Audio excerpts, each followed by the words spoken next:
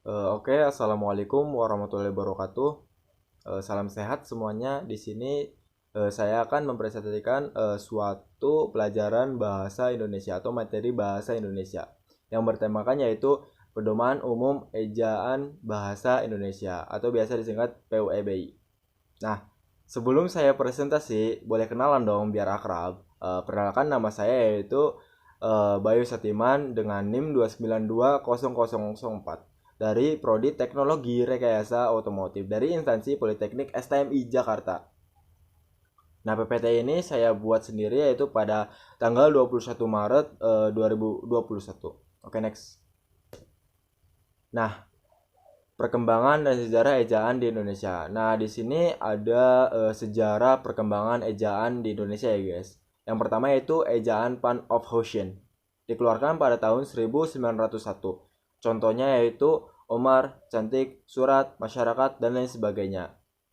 Nah, di dalam ejaan ini di zaman dulu U-nya masih menggunakan OE. Seperti Omar, cantiknya itu masih menggunakan C-nya itu masih menggunakan TJ gitu, cantik gitu.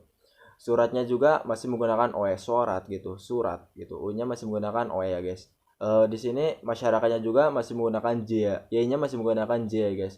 Masyarakat gitu. Dan lain sebagainya. Masih banyak ejaan Panofshin ini ketika dicontohkan seperti ada di teks proklamasi dan lain sebagainya, guys. Nah, nextnya yaitu yang kedua, ejaan Suwandi. Ejaan Suwandi ini biasa disebut juga dengan ejaan Republik ya, guys. Dikeluarkan pada tahun 1947. Contohnya yaitu khusus gitu, guys. Nah, kita biasa nulis khususnya itu menggunakan KH ya, guys. Kalau di ejaan Suwandi masih menggunakan CH, khusus gitu, guys. Itu. Contoh yang kedua yaitu pejuang gitu. Kita biasa nulis pejuang ya, guys. Di zaman ejaan Suwandi ini masih menggunakan pajuang gitu, guys. Pejuang kan beda banget ya, guys, jauh banget malah gitu. Ada lagi yaitu yakni. Kita sudah menggunakan yakni, guys. Di zaman ejaan Suwandi ini eh, masih menggunakan j ya, guys, jakni gitu. Berarti tapi dibacanya yakni, ditulisnya jakni gitu, guys. Yang ketiga itu ejaan pembaharuan. Ejaan pembaharuan ini dikeluarkan pada tahun 1954. Ejaan ini alhamdulillah tidak diresmikan. Kenapa? Karena lucu ya, guys. Nah, contohnya itu di sini ada kerbau gitu, guys. Kerbau. Di dalam ejaan pembaharuan ini, kerbau itu U-nya ditulis pakai W, guys. Kerbau gitu. Kerbau. Padahal kan kita di ejaan yang sekarang ini U-nya U-nya menggunakan U gitu, bukan menggunakan W, kerbau gitu, kerbau gitu. Nah, ada lagi yaitu layang-layang biri-biri. Layang-layang itu di zaman ejaan pembaharuan, layang-layangnya belum menggunakan tanda strip ya, guys. Sekarang sudah menggunakan tanda strip. Jadi kurang itu aja gitu, kurang formal aja gitu. Layang-layang tidak menggunakan strip gitu. Yang keempat itu ejaan Melindo. Ejaan Melindo ini dikeluarkan pada tahun 1959. Nah, ejaan ini gagal diresmikan ya, guys. Karena apa? Karena ada konflik. Nah, contohnya itu tidak jauh berbeda dengan ejaan pembaharuan ya, guys. Nah, yang kelima ini ejaan LBK. LBK apaan sih? Nah, LBK itu singkatan dari Lembaga Bahasa dan Kesusastraan gitu, guys. Nah, dikeluarkan pada tahun 1967 ya. Banyak istilah bahasa asing yang diserap ya di dalam ejaan LBK ini. Contohnya itu oksigen jadi oksigen, energi menjadi energi, amputation menggunakan amputasi. Nah, ini semua dari bahasa Inggris ya, guys. Diserap menjadi bahasa Indonesia yang resmi gitu, guys. Oksigen gitu. Energi, amputation jadi amputasi gitu, guys. Oke, next. Oke, yang keenam ini ejaan yang disempurnakan ya, guys. Ejaan yang disempurnakan ini biasa disingkat dengan EID, dikeluarkan pada tahun 1972. Nah, kamu pasti udah kenal dong sama yang namanya EID. Ejaan ini berlaku sejak tahun 1972 sampai 2015. Nah, di antara deretan mantan ejaan di atas, EID ini paling awet ya, guys. Juga ejaan ini mengatur secara lengkap tentang kaidah penulisan bahasa Indonesia. Antara lain tentang unsur bahasa serapan, tanda baca, pemakaian kata, pelafalan huruf E, penggunaan huruf kapital, dan penggunaan cetak miring. Selain itu, huruf F, V, Q, X, dan Z yang kental dengan unsur bahasa asing resmi menjadi bagian bahasa Indonesia. Oke, next. Oke, yang ketujuh ini yang kita nanti-nantikan ya guys, belajar ejaan bahasa Indonesia, biasa disingkat dengan EBI ya guys. EBI. Nah, berdasarkan peraturan Menteri Pendidikan dan Kebudayaan Republik Indonesia nomor 50 tahun 2015 tentang pedoman umum ejaan bahasa Indonesia. EBI pun resmi berlaku sebagai ejaan baru bahasa Indonesia. Katanya, latar belakang diresmikan ejaan baru ini adalah karena perkembangan pengetahuan, teknologi, dan seni, sehingga pemakaian bahasa Indonesia semakin luas ya guys. Mantep banget ya, Indonesia udah masuk masa teknologi, jadi ada ejaan bahasa Indonesia yang baru ya guys. Gila, gila. Indonesia. Oke. Semakin luas, ejaan ini menyempurnakan EYD ya guys. Menyempurnakan ejaan sebelumnya, menyempurnakan EYD. Terutama dalam hal penambahan diftong, penggunaan huruf kapital dan cetak tebal. Contohnya yaitu huruf diftong, yang pertama huruf diftong ya, yang berlaku antara lain A, I, A, U, E, I, O, I ya guys. Kalian bisa lihat sendiri di PPT saya ya guys. Yang kedua itu lapal huruf E. Menjadi 3 jenis. Huruf E itu bisa menjadi 3 jenis dalam EBI ini ya guys. Contohnya seperti pada lapal kemana, entah, belum. Itu menjadi 3 jenis gitu. Kemana, entah, entah, belum gitu guys. Mohon maaf. Oke, yang ketiga itu penulisan cetak tebal ya guys. Penulisan cetak tebal untuk menjelaskan bagian tulisan yang sudah ditulis miring, dan bagian-bagian karangan seperti judul, bab, subbab. Karena apa? Karena fungsinya itu ketika si pembaca membaca suatu karangan dari penulis itu harus menggunakan huruf tebal ya guys. Jadi judul, bab, dan subbab itu harus menggunakan huruf tebal karena si pembaca itu tahu bahwa itu bab, subbab, dan judulnya gitu ya guys. Oke, yang keempat itu huruf kapital pada nama julukan seseorang ya guys. Contohnya itu Ibu Romla, Bapak Sodik, dan lain sebagainya ya guys. Nah, di dalam julukan seseorang itu penulisannya harus menggunakan kapital ya guys.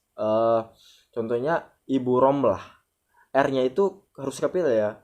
Otomatis si ibunya itu I-nya menggunakan huruf kapital ya guys. Jangan salah loh, banyak sekali ejaan-ejaan yang masih tidak menggunakan huruf kapital ketika sebelum nama seseorangnya gitu, Ibu Romlah gitu guys. Harus menggunakan kapital di awal kalimatnya ya guys. Yang kelima itu tanda elipsis. Tanda elipsis ini digunakan dalam kalimat yang tidak sesuai dalam dialog. Tanda elipsis ini biasa digunakan dalam dialog ya, teks dialog gitu guys. Oke, next. Oke. Hal-hal apa saja sih yang dipelajari dalam PWB ini? Yang pertama itu pemakaian huruf. Pemakaian huruf ini ada 3 jenis ya guys. Yang pertama penggunaan huruf kapital. Nah, contohnya itu nama orang. Nama orang di sini yaitu saya membuat contoh sendiri dengan kata sehari-hari tapi menggunakan ejaan bahasa Indonesia yang baik dan benar ya guys. Jangan salah loh, jangan nggak cuman reka-reka saja gitu ya. Yaitu nama orang. Aldi sedang memasak di dapur. Hanya itu harus besar ya guys. Jangan salah gitu. Masih banyak loh orang-orang yang ketika menulis skripsi, jurnal, makalah itu masih revisi ya guys. Gitu guys. Jadi harus benar sesuai ejaan bahasa Indonesia. Yang kedua itu nama bulan. Nah, di sini saya contohkan pada tanggal 12 Januari 2015 kita akan berangkat. Di sini ada bulan Januari. Nah, Januari itu bulan ya guys. J-nya itu harus menggunakan huruf kapital karena itu nama bulan ya guys. Yang ketiga itu nama hari. Contohnya itu Selasa depan kita akan makan bersama. Jadi S-nya itu harus besar karena apa? Karena itu perawalan dari kata Selasa gitu, nama hari gitu guys. Itu oke. Yang keempatnya itu nama hari raya guys. Contohnya itu besok lusa kita akan merayakan hari raya Nyepi ya guys. Itu di dalam kata hari raya Nyepi itu harus menggunakan huruf kapital karena apa? Karena itu hari nama raya ya guys. nama hari raya ya guys gitu guys. Terus menggunakan hari raya Nyepi gitu ya. Yang kelima itu nama kota. Nama kota itu harus menggunakan huruf kapital. Contohnya itu kemarin saya habis pulang dari kota Mojokerto. Jadi Mojokerto di katanya itu kata kata awalnya itu harus menggunakan huruf kapital. M-nya itu harus menggunakan huruf kapital gitu guys. Nah, kotanya juga harus dong harus menggunakan huruf kapital karena apa? Karena kan dia itu ikut sama Mojokerto gitu ya. Yes. Jadi kota sama K sama M-nya itu harus besar. Kota Mojokerto gitu guys. Huruf kapital semua gitu. Nah, yang keenam itu huruf pertama kata. Huruf pertama kata itu apa sih? Biasanya huruf pertama kata itu ada di paragraf yang menjorok ya guys. Di dalam paragraf-paragraf di setiap awal penulisan gitu guys. Nah, contohnya yang saya lampirkan itu pada bab ini kita akan mempelajari teori ilmu bahan. Nah, di dalam ini saya ada pada bab ini padanya itu P-nya itu harus huruf kapital ya guys. Karena apa? Karena dia itu paragraf atau suatu pertama kata gitu guys. Harus menggunakan huruf kapital. Oke, next. Oke. Yang kedua itu penggunaan huruf miring. Penggunaan huruf miring ini ada beberapa, yaitu yang pertama menuliskan nama buku, majalah, dan surat kabar yang dikutip dalam tulisannya guys. Contohnya itu yang saya rangkai yaitu kemarin lusa saya habis membeli buku garis waktu karya Biarsa Besari. Nah, di dalam kata garis waktu itu karena si judul buku atau nama buku, jadi harus menggunakan kata miring ya guys. Oke. Yang keduanya itu menegaskan atau mengkhususkan huruf bagian kata atau kelompok kata gitu guys. Contoh, pada pembahasan kali ini kita akan membicarakan suatu teori atom. Nah, di sini bahwa pada pembahasan kali ini kita akan membicarakan suatu teori atom. Nah, di sini ada akan. Akan itu harus menggunakan kata miring ya guys. Karena apa? Karena si akan ini menegaskan bahwa kita akan melaksanakan gitu. Melaksanakan membicarakan suatu teori atom gitu guys. Gitu. Yang ketiga itu ada lagi ini. Menuliskan kata nama ilmiah atau ungkapan asing yang belum disesuaikan ejaannya. Contoh, mahasiswa TRO dengan mempelajari desain mall and dice gitu guys. Nah, contohnya itu mahasiswa TRO sedang mempelajari desain mall and dice gitu. Di desain mall and dice ini karena bahasa asing, jadi harus menggunakan huruf miring gitu guys. Harus, karena bahasa asing itu harus menggunakan huruf miring ya guys. Oke, next. Yang ketiga itu penggunaan huruf tebal ya guys, penggunaan huruf tebal. Nah, huruf tebal dipakai untuk menegaskan bagian tulisan yang sudah ditulis miring ya guys. Misalnya huruf DH, seperti pada kata Idul Fitri tidak terdapat dalam ejaan bahasa Indonesia itu. Idul Fitri. Idul Fitri itu udah udah di huruf miring, tapi di DH-nya itu ada bahasa asing, yaitu kata do gitu. Do-nya itu kan dari bahasa Arab ya guys. Jadi do-nya itu menegaskan bahwa itu bahasa kata asing gitu guys. Itu bahasa Arab gitu. Do gitu. Huruf hijaiyah gitu. Do, Idul Fitri. Jadi DH-nya itu harus menggunakan huruf tebal. Yang keduanya itu ada lagi huruf tebal dapat dipakai untuk menegaskan bagian-bagian karangan seperti judul, buku, bab, atau subbab gitu guys. Karena di judul buku, bab, dan subbab itu harus menggunakan huruf tebal karena pembacanya nanti dia tahu bahwa ini bagian-bagian ininya gitu guys. Oke, next. Ya, ada suatu satu unsur-unsur dari pembahasan dari PWBI ya guys. Ada penulisan angka lambang bilangan yang pertama. Contoh penulisan yang benar. Ani diberi uang oleh ibunya sebesar Rp50.000 untuk dibelikan peralatan sekolah. Dia membeli 2 fak buku dengan harga Rp20.000 dan dengan sisa uang Rp30.000. Nah, di sini ada contoh yaitu tulisan angka lambang bilangannya yaitu ada Rp50.000. Lambang bilangannya itu ada RV. RV-nya itu harus dicantumkan dalam tulisannya guys. Walau dibacanya itu 50.000 doang, tapi RV-nya itu di depan gitu. Rupiah RV-nya itu harus di depan, harus dicantumkan gitu guys. Karena itu sesuai dengan EB-nya aja gitu guys. Itu dibelikan peralatan sekolah. Nah, di sini ada lambang ada lambang, ada kata titik gitu guys, lambang bilangan titik gitu. Itu harus kayak gitu aja sih, lambang bilangan gitu, 50.000 rupiah aja gitu, Rp gitu. Oke, next. Oke, yang kedua itu penulisan tanda baca ya guys. Penulisan tanda baca, terdapat beberapa tanda baca yang selalu dipakai dalam kalimat seperti tanda titik, koma, titik dua, hubung, pisah, dan petik. Contoh penulisan yang benar. Ini saya menuliskan suatu contoh sendiri ya guys, di karya sendiri. Pada pukul 08.30.12, Budi membaca buku yang berjudul Garis Waktu, yaitu karya Piersa Besari. Di dalamnya terdapat bagian-bagian karangan seperti judul buku, bab, dan subbab. Nah, di sini penulisan tanda bacaannya apa saja sih?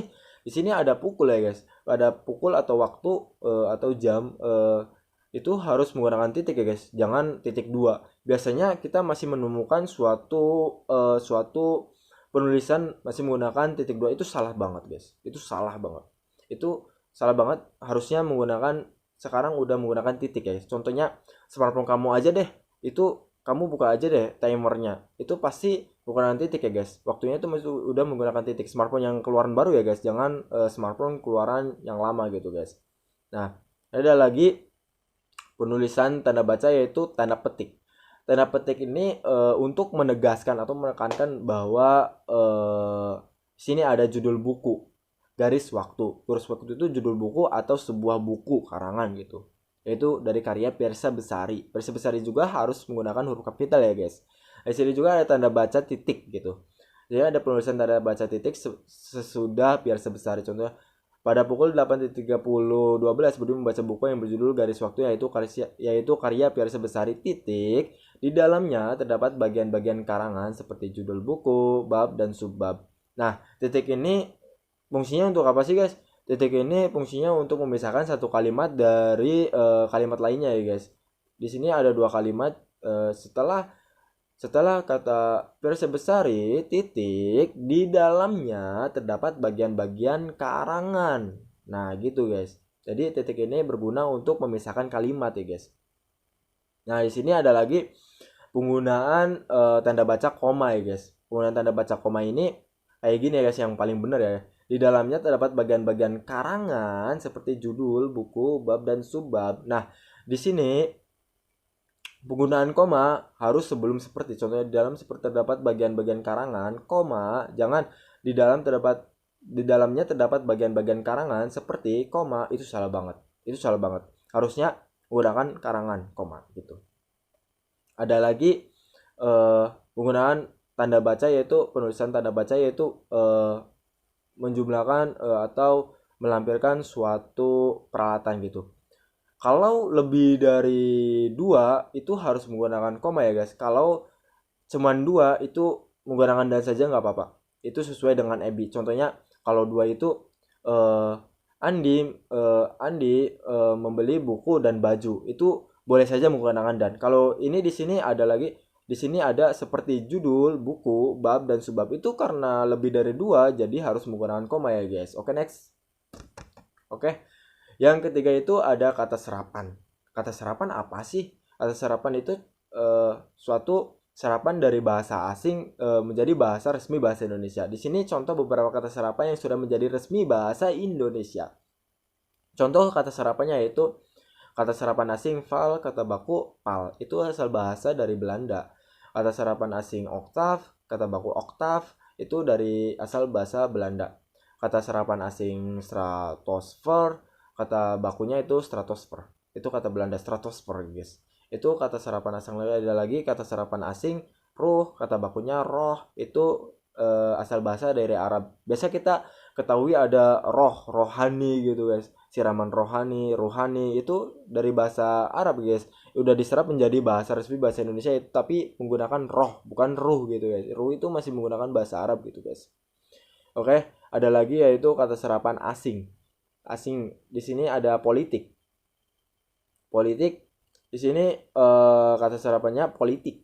Politik gitu. Kata bakunya itu politik. Itu dari bahasa Belanda ya guys, bukan dari bahasa Indonesia. Itu bahasa asing sudah diserap menjadi bahasa Indonesia. Ada lagi yaitu dari bahasa Inggris, yaitu Congress gitu guys. Udah menjadi kata baku yaitu Kongres gitu. Jadi tadinya tadinya kongres menjadi kongres gitu guys. Ada lagi dari bahasa Yunani yaitu ostrogen sudah menjadi kata baku bahasa Indonesia itu estrogen gitu guys. Ada lagi kata serapan asing dari bahasa Arab yaitu kolbu, sudah menjadi kata baku bahasa Indonesia itu kalbu. Dari kata kolbu menjadi kalbu gitu guys, banget deh, mantep ya. Ada lagi kata serapan asing dari bahasa Inggris yaitu equator menjadi kata baku ekuator. Oke, itu saja sih dari saya. eh, Oke, terima kasih. Semoga bermanfaat. Khususnya bagi saya sendiri, umumnya bagi kita semua ya guys. Oke, see you guys. See you guys. Wassalamualaikum warahmatullahi wabarakatuh. Sampai bertemu di lain waktu. Salam sehat terus.